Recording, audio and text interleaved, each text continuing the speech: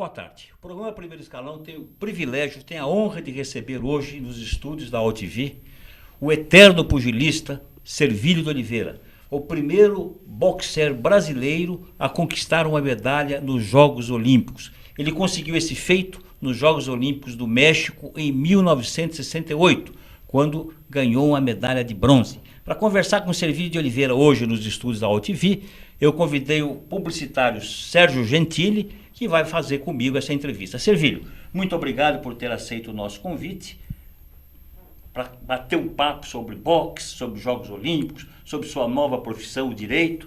Muito obrigado por ter aceito o nosso convite. Eu gostaria que você começasse a falar sobre a sua trajetória, como é que você começou, um ligeiro traço biográfico da sua carreira e como é que você conseguiu esse tento maravilhoso, conquistar uma medalha de ouro que durante 44 anos foi o privilégio único de Servílio de Oliveira no esporte brasileiro. Boa tarde, Caetano. Boa tarde, Gentili. Boa tarde, amigos da OTV. Quero dizer que é um grande prazer receber o convite e poder participar desse programa. Na verdade, a minha carreira no boxe começou lá atrás, lá na década de 60, né?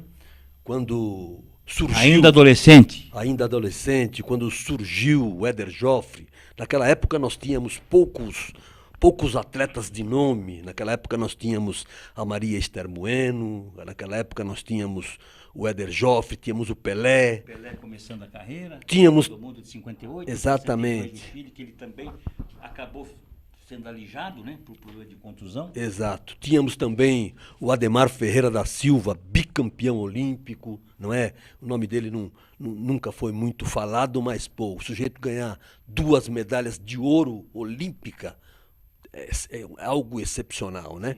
E aí eu comecei a treinar com os meus irmãos, todos entusiasmados com o Éder Joffre, e em 1966, já com 17 anos de idade, eu estreiei no torneio da Forja, fiquei campeão da Forja, e fiquei campeão paulista, e no ano seguinte fui disputar o torneio latino-americano no Chile. Antes disso... Mas na Forja você ainda era amador?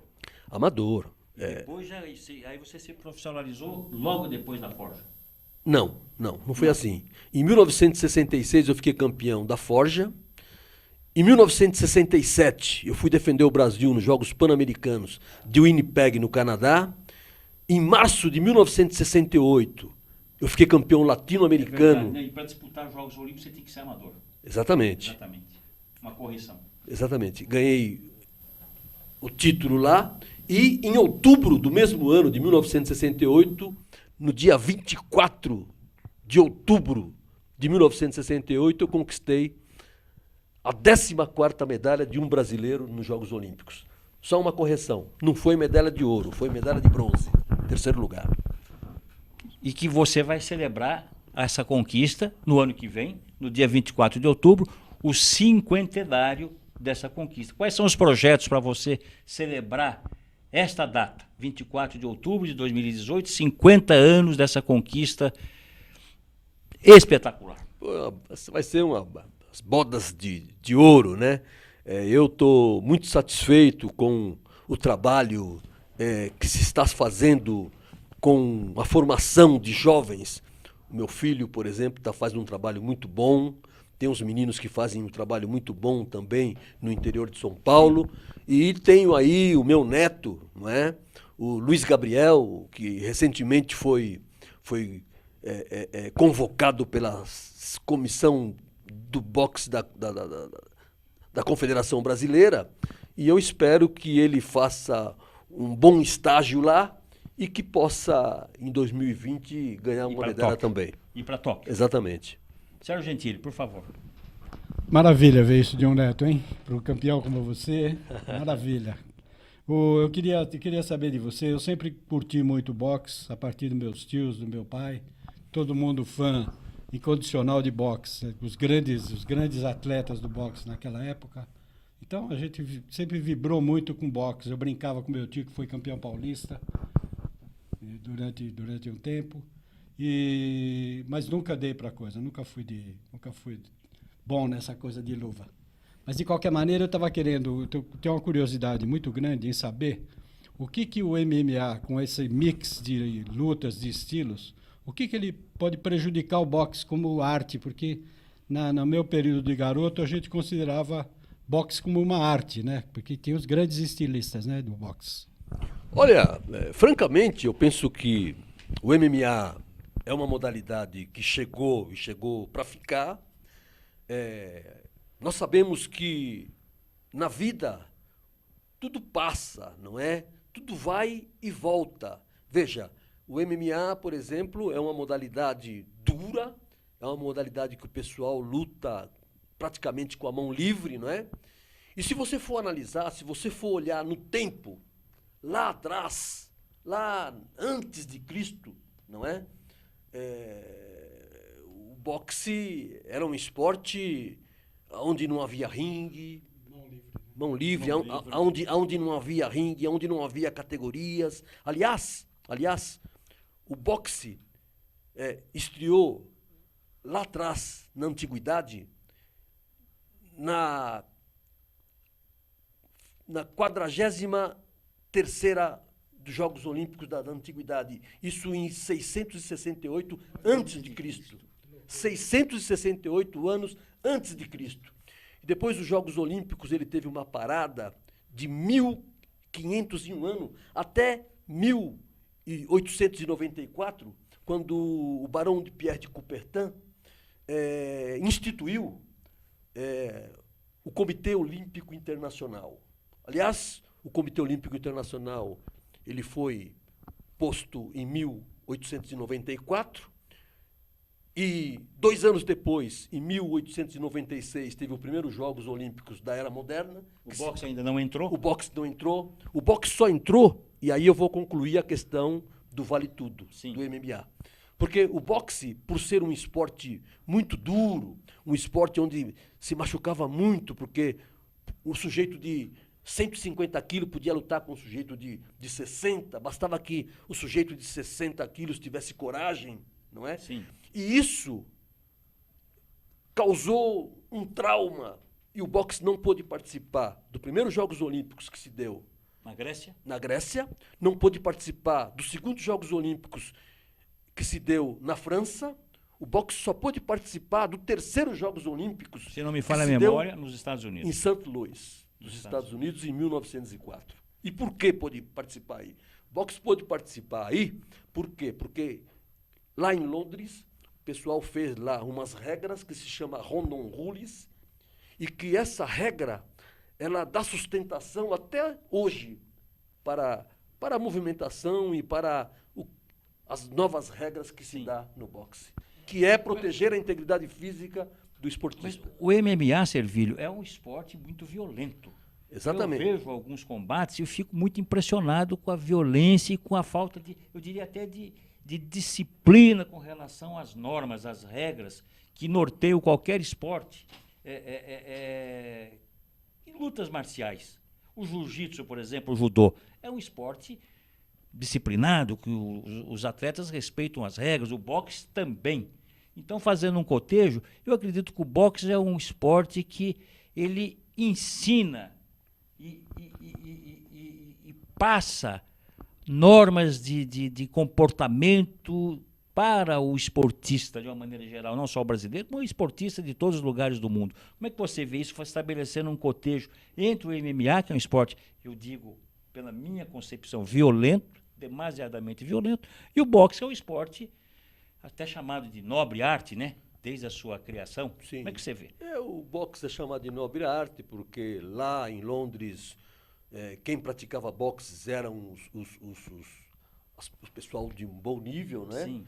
Mas veja, a questão do MMA, eu não sou contra o MMA, eu acho que é um esporte que veio para ficar, é um esporte duro, né? Mas participa aquele sujeito que quer participar. Eu jamais participaria de MMA, eu jamais lutaria MMA, porque é um esporte muito duro e onde se pode dar joelhada, onde pode se dar cotoveladas e tal, mas São golpes golpes duros, mas Você vê, então, aquele paralelo que eu traço entre a não participação do boxe lá atrás em Jogos Olímpicos, eu digo, o boxe era um esporte discriminado e o pessoal se cuidou, e hoje está todo mundo aplaudindo e batendo palma para essa violência que é o MMA, mas participa aquele que quer e aquele que gosta. Agora, o boxe no Brasil ele começou a ganhar notoriedade e impulso a partir de Éder Joffre no finalzinho dos anos 50, início dos anos 60, Sim. que você também participou efetivamente nesse período.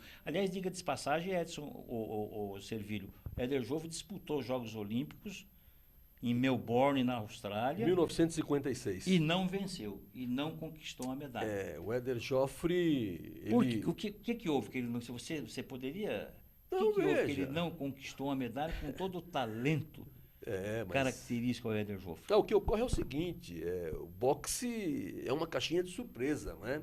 Muitas vezes, você, às vezes, pode cair, por exemplo, numa chave onde está lá um sujeito que poderia disputar com você na final. Sim. E aí o que aconteceu comigo no México é uma prova disso, não é? O Éder Joffre ele perdeu para um chileno, Cláudio Barrientos. E depois, alguns anos depois, no dia 18 de novembro de 1960, ele ganhou o primeiro título do mundo para o Brasil. O Éder Joffre, para mim, ele é o concurso. Está acima de qualquer um. Como é que você analisa hoje o estágio do boxe brasileiro, transportando todos esses períodos, Éder Joffre, Servílio de Oliveira, Miguel de Oliveira, Maguila, etc, etc. Veja, esses grandes nomes do Caetano, boxe brasileiro. Você faz parte desse time de notáveis do boxe brasileiro. Veja, o que eu acho é o seguinte. Lamentavelmente, eu penso que a condição do boxe, eu penso que a coisa vem se definhando. Eu penso isso.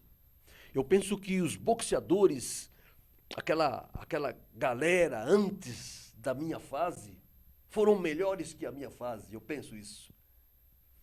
A minha fase foi melhor do que a fase seguinte. Eu penso que o boxe está faltando um trabalho mais sério por parte daqueles que estão por trás do boxe brasileiro, que é a Confederação Brasileira, que ela não faz o trabalho que se devia fazer. Não faz. Não, no meu entendimento, não quem faz. Quem seria o responsável pela formação do atleta, do lutador de boxe do Brasil? Olha, eu penso que... Hoje, o clube? Seriam os clubes? Os clubes. Seria o poder, o Estado, a universidade? Como é que você traçaria eu penso panorama que para a formação do atleta? Particularmente, eu penso que todas essas verbas governamentais de lei de incentivo, etc. e tal, eu penso que essa verba deveria ser colocada num lugar onde estão a massa, para você formar atleta de fato. Eu penso que o atleta de ponta, ele devia buscar a verba dos patrocínios das empresas, etc.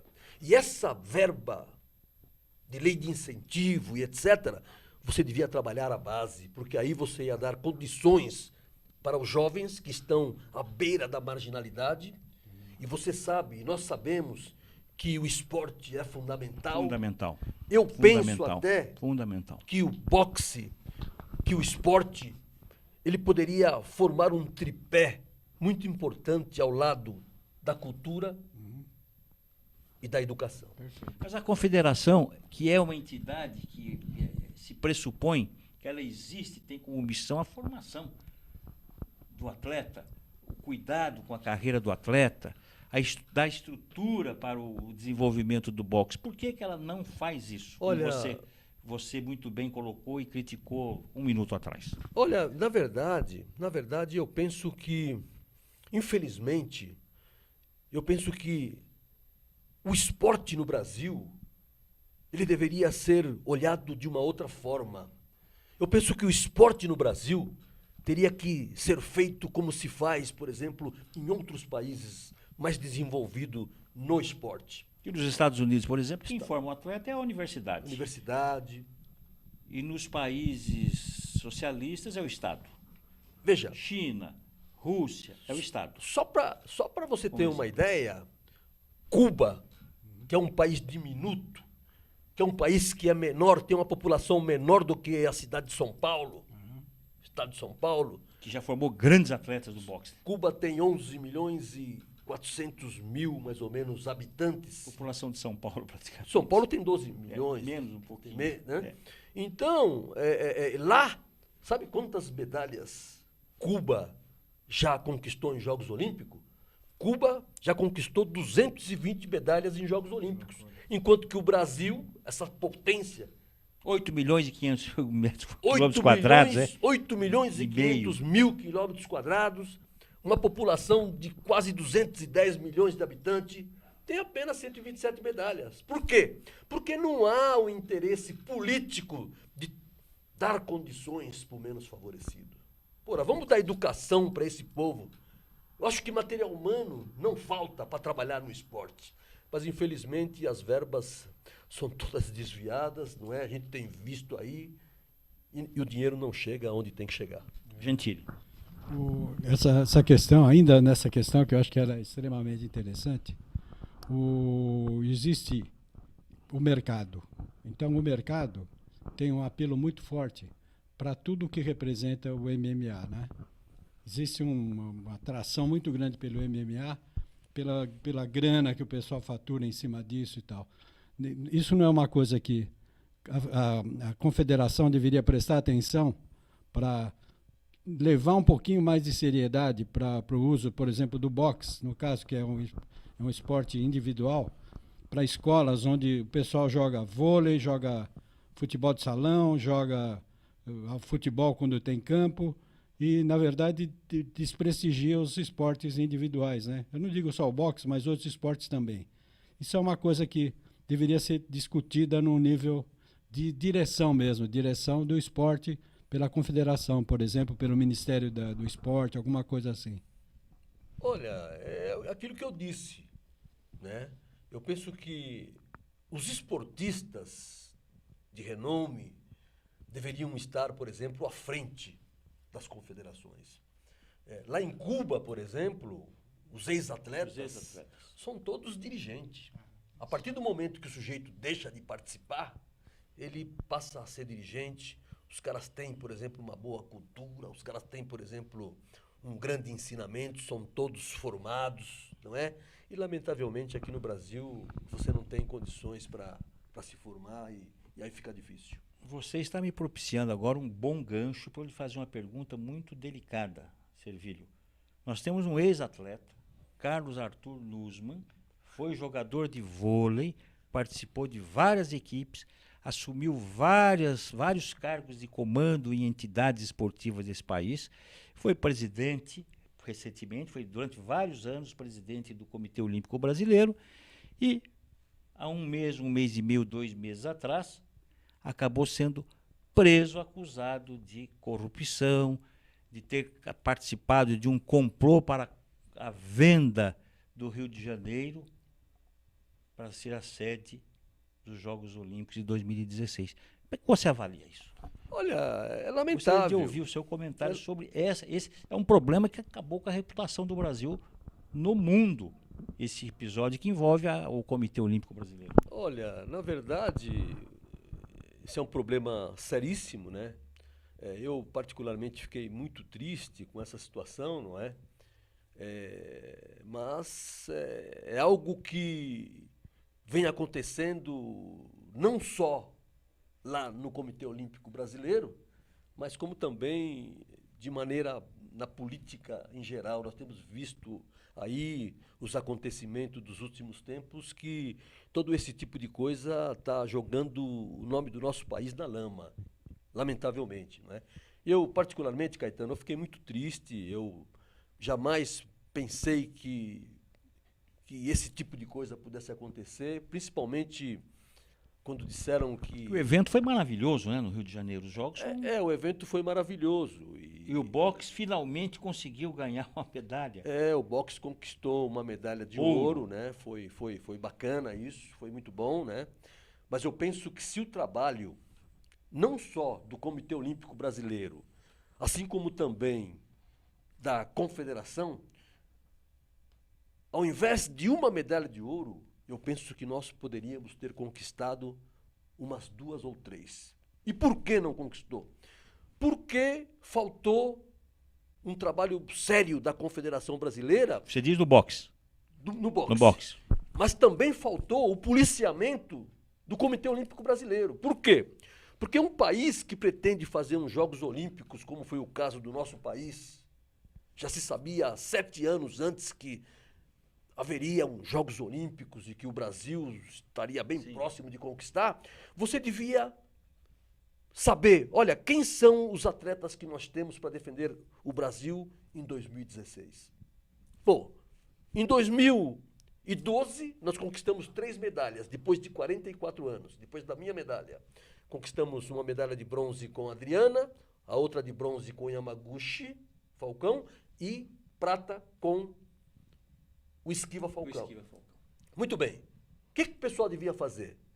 Pô, esses boxeadores, vamos segurá-los para defender o Brasil em 2016. E fazer um trabalho, conquistar para eles, por exemplo, a Bolsa Atleta Pódio, que a Bolsa Atleta Pódio para os atletas desse nível, que defendem o Brasil, era de 15 mil reais. Sim. E os caras poderiam ter permanecido no boxe amador e defendido o Brasil em 2016. Aí, ao invés de uma medalha, nós poderíamos ter 3 ou 4 medalhas. E tinha também o Everton Lopes, que foi campeão do mundo amador e que, na minha opinião, é a maior esperança brasileira para conquistar um título do mundo, embora há controvérsia. Eu tenho uma colocação para fazer com relação a isso. Provavelmente, esse pessoal do COI, agora que a gente sabe a história que se passou, provavelmente eles prestigiaram aqueles atletas que poderiam dar mais visibilidade para alguém, né? Para alguém que tivesse interesse econômico, no caso, né? Infelizmente, essa é a grande realidade. É lamentável. Quer dizer, os caras olharam, por exemplo, para si próprio, em detrimento do país. Sim. E aí é lamentável, né? O Eduardo Rata, teu grande amigo, especialista em boxe, jornalista que conhece profundamente essa modalidade, me pediu que me fizesse uma pergunta. Você citou o Esquiva, citou o Yamaguchi, e o Rata pergunta se o Esquiva e o Yamaguchi têm potencial para ganhar um título mundial. E se eles estão sendo bem treinados, estão sendo bem orientados. Veja. E se não pode ocorrer novamente o que aconteceu com o Sertão. Veja. Pergunta do Eduardo Rata para você. Meu amigo Rata, companheiro de longa data, o Rata também foi atleta da minha equipe. Hein? Lutou boxe.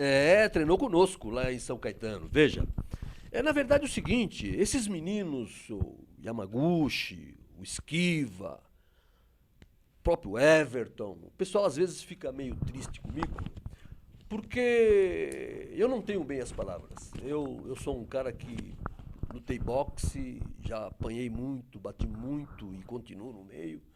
E eu digo aquilo que eu acho. Por isso que você é respeitado e tem credibilidade. O que você diz tem credibilidade. Caetano, eu vejo assim. Eu acho o seguinte, eu acho que não doura a pílula. Eu acho que esses meninos... Não entra em clinch. Foi como recurso para enrolar, para conseguir... Não é? Na verdade, Caetano, eu acho que tanto o Yamaguchi quanto o próprio Esquiva, eu acho que esses meninos têm um potencial tremendo. Só que, no meu entendimento, eu penso que você devia fazer um trabalho diferente com eles. Como? Fazer um trabalho para aumentar o grau de dificuldade luta a luta, porque não adianta você trazer adversários fracos. Treinar, aí você vai lá e ganha com facilidade, e quando chega na hora da verdade, o lutador não consegue corresponder à expectativa. Então você tem que fazer o trabalho que foi feito, desculpe a falta de modéstia, o trabalho que foi feito com o Sertão. O Sertão, quando ele fazia parte da seleção olímpica, ele era mais um. Passou profissional, foi treinar com o meu filho e nós fomos programando ele luta a luta e aumentando o grau de dificuldade luta a luta e o cara chegou ao título do mundo. Então eu penso que esses meninos, eles têm condições, mas eles têm que ser feito um trabalho mais graduado. Eles têm que lutar com adversários que realmente valem a pena. Porque senão, quando chegar na hora da decisão, a coisa pode complicar.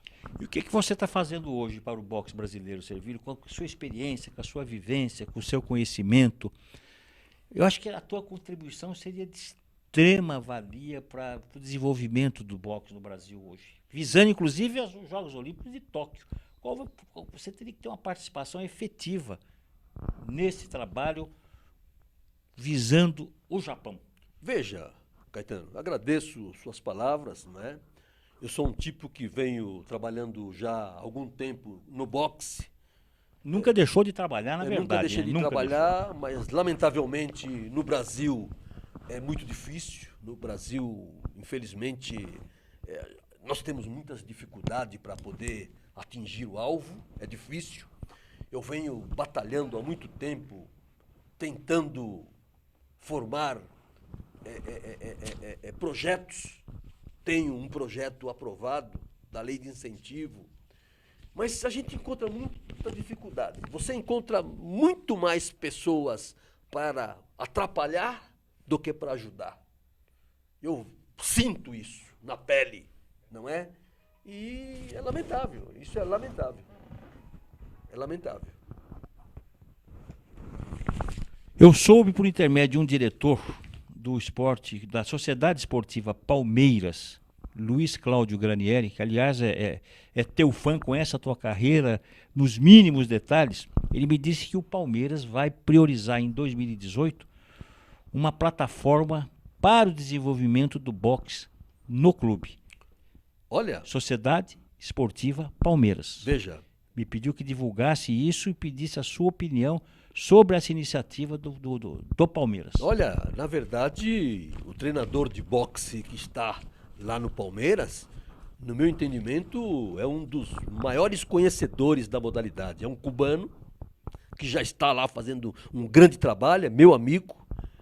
Ele se chama Francisco Garcia, o Paco. Ele já faz lá um trabalho bacana e esperamos que isso que esse diretor disse realmente possa fortalecer cada vez mais o trabalho que já está sendo feito lá. O Espéria, falando em clubes, foi um dos primeiros clubes no Brasil a abrigar grandes combates de boxe.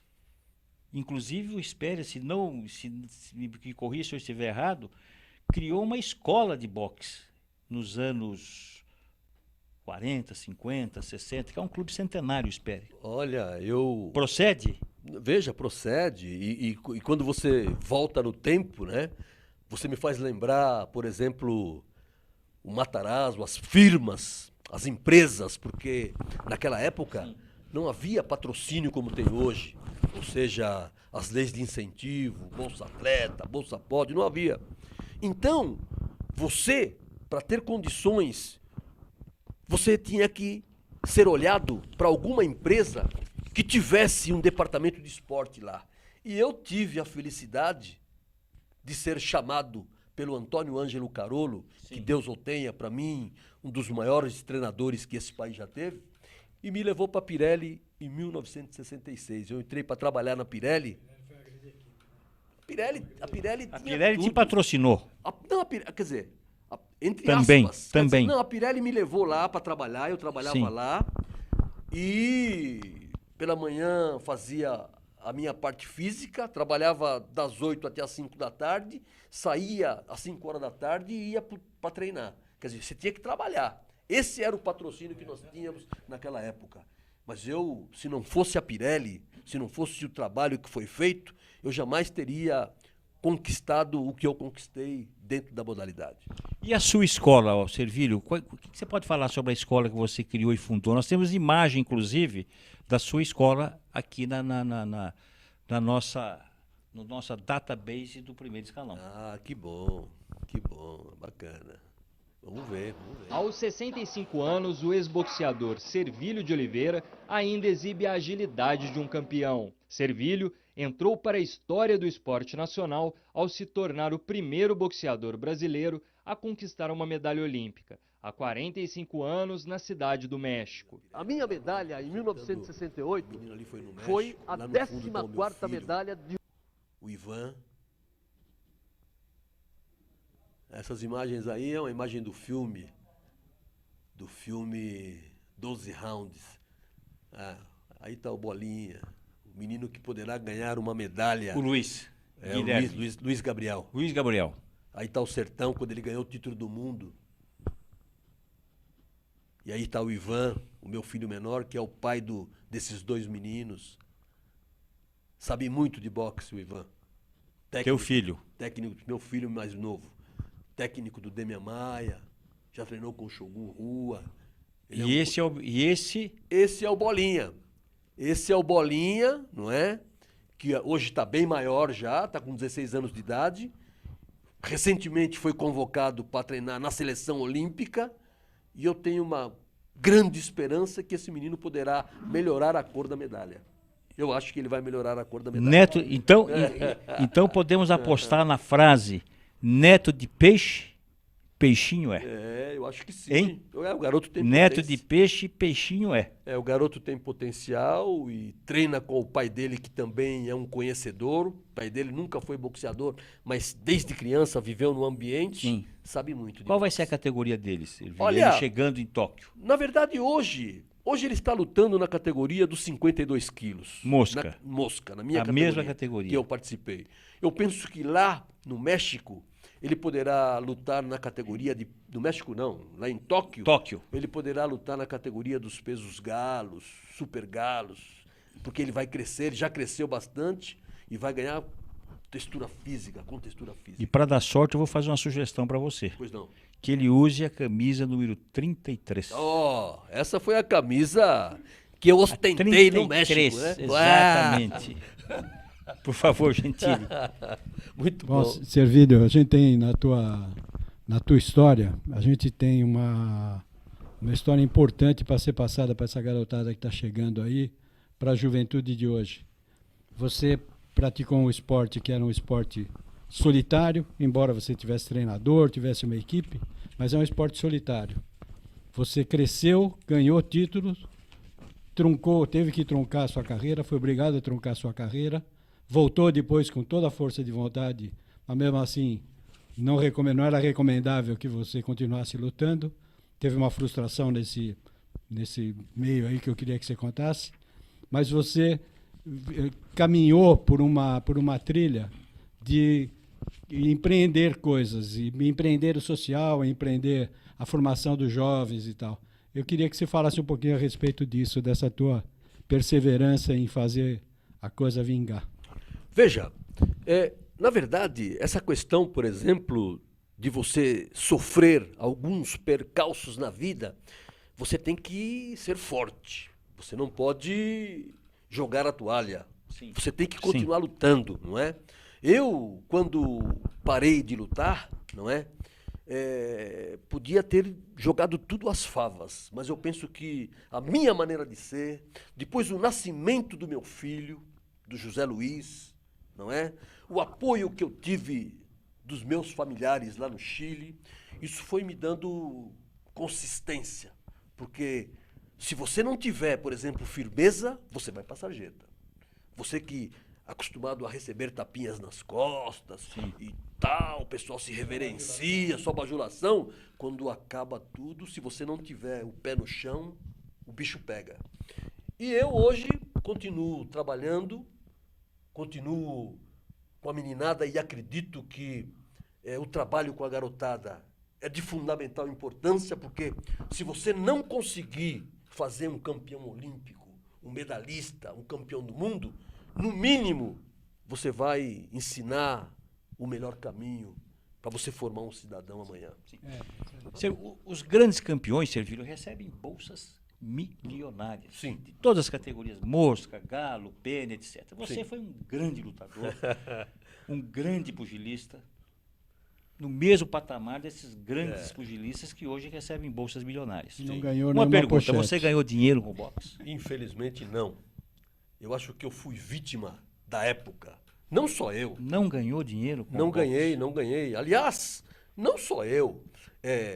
o futebol mesmo, se você for analisar, o Edson Arantes do Nascimento, que é o maior jogador de futebol Sim. do mundo, se ele não tivesse se transferido para os Estados Unidos, talvez ele não tivesse as condições que ele tem hoje.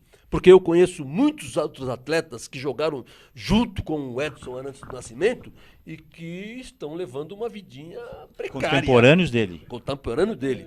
Por quê? Hoje não, hoje são verbas milionárias. Eu, particularmente, sabe qual foi a maior verba que eu recebi? Bolsa. Bolsa. Foi quando eu disputei o título sul-americano em Guayaquil, no dia 18 de dezembro de 1970. Ganhei $1.100. Ganhei o título sul-americano lá. Bolsa. Ganhei o título sul-americano lá, nocauteei o lutador no 7º round e ganhei $1.100.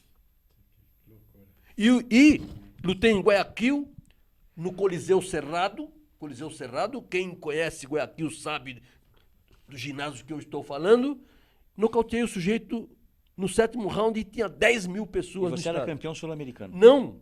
Foi uma eliminatória que teve um chileno, um argentino, um brasileiro e um equatoriano. E desse quadrangular, $1.100. sobraram 2, que foi o equatoriano e eu tive que decidir o título lá no Equador, lá em Guayaquil. E essa foi a maior bolsa que você recebeu? Essa foi a maior bolsa que eu recebi. Eu acredito que um árbitro hoje, uma grande luta, não ganha muito mais que $1.100. É hoje, né? Hoje, quanto Hoje, ganha? então, Qual é o cachê de um árbitro hoje, internacional? Então, mas veja, Caetano, Eu naquela fico época... impressionado. Naquela época não havia... Mesmo o Éder Joffre, acho que não ganhou muito dinheiro com o não boxe, ganhou. o Miguel de Oliveira, Não seus ganharam. colegas de ringue. Não ganharam. Hoje, veja, hoje, a melhor bolsa, a melhor verba do esporte mundial é de um lutador de boxe, é do Floyd Mayweather. Impressionante. E por quê? Porque o Floyd Mayweather, ele comprou os seus próprios direitos. Ele é o cara, ele não tem intermediário. Ele é o sujeito que vende as lutas dele. Não tem um empresário Não, ele não que tem. intermedia os combates. Para o pay-per-view, ele que negocia tudo. E por isso que ele é... Inclusive, essa última luta que teve Com o McGregor. com o McGregor, a verba que girou em torno dessa luta daria para sustentar o Neymar por 11 anos. Só para você ter uma ideia. Então, a maior verba de um esportista mundial é do Floyd. Não tem Neymar, não tem Cristiano Ronaldo, não tem Messi, não tem ninguém. O maior ganhador de dinheiro do esporte mundial é o Floyd Mayweather, um lutador de boxe. Por que você não cria um instituto que tenha como missão o fomento do boxe no Brasil? Porque é muito difícil. Porque você não recebe ajuda, você não tem ajuda. E para você formar um instituto, você precisa ter pessoas Mas o com instituto, vontade de ajudar. ele não é uma entidade sindical. Você tem uma série de prerrogativas que vão lhe propiciar prospecção de capital para você aportar Olha, na entidade. Veja, se eu encontrar algumas pessoas, como você, Caetano, como Gentili, algumas pessoas que podem me ajudar nesse aspecto para orientação, etc., podemos Eu correr tenho atrás, sim. plena certeza que com o seu histórico, com a sua experiência, com a sua trajetória, um instituto, Servílio de Oliveira, voltado para o fomento do boxe no Brasil, seria um sucesso Olha, imediato. Olha, Caetano, e com o material humano que nós temos, nós temos material humano farto. Seria maravilhoso se os nossos representantes que estão lá em Brasília voltassem os olhos para essa população. Eu acho que ficaria muito mais barato do que ter os caras atrás das grades. Você pretende ir para Tóquio em 2020? Olha, tenho vontade. Tenho muita vontade. Veja, o meu netinho agora, se ele for fixado... Ele vai ter 18 anos lá, em 2020. Ele vai ter 18, 19 anos. Mas agora, o ano que vem, 2018, vai ter um torneio, um campeonato mundial da juventude, em Buenos Aires. Eu, particularmente, pretendo ir com os meus custos, eu quero ir lá torcer para ele. Torcer pro meu menino lá em Buenos Aires, pro meu netinho. Você está calçando luvas novamente por conta do seu neto, né? Não, na verdade... Não Não é verdade isso? Na verdade, há um ano e pouco atrás, eu fiz lá um treininho com ele e tal, com ele, com o irmão dele, mas é... bem à distância. Tem uma questão que eu acho importantíssima, que você acabou, na tua explanação, acabou não contando, e eu vou colocar a minha próxima pergunta, é a provocação para que você fale diretamente disso. Qual foi a tua maior frustração no boxe? Ah, tá. Boa pergunta. A minha maior frustração no boxe, e é real, é real. A minha maior frustração foi em 1978, quando eu me credenciei para disputar o título sul-americano. Eu ia lutar contra o Martim Vargas em Santiago do Chile, e lá no Chile eles já me conheciam e sabiam do meu problema na vista. Depois de ter se recuperado do teu problema da vista e ter ganho novamente forma para lutar. Exatamente. Quando parei de lutar na primeira fase, em 1971, eu tinha 15 lutas, depois voltei em 76 e lutei até 78, mais 5 lutas, ganhei as 5, inteirei 20 lutas e desafiei o chileno. E lá no Chile, os médicos e o pessoal da Prodep, a Prodep é a empresa que estava por trás do Martim Vargas, se apegou ao regulamento e disse que todo boxeador com menos de 1/4 divisão em uma das vistas não podia lutar.